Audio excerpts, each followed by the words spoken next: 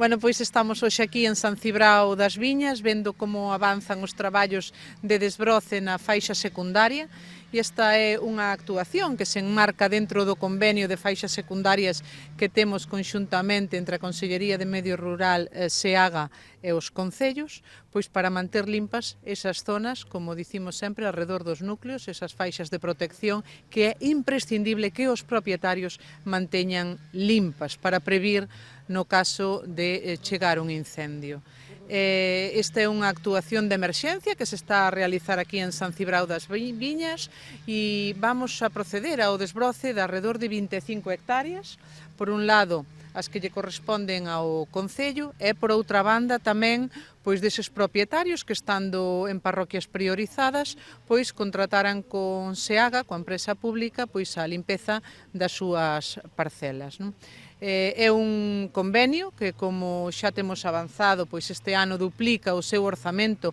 ata os 25 millóns de euros, 25 millóns que servirán pois para dar ese apoio imprescindible ao Concello na revisión das faixas secundarias, na comunicación aos propietarios da obrigatoriedade de mantelas limpas e, como é neste caso, pois esa execución subsidiaria no caso de ser necesaria, non?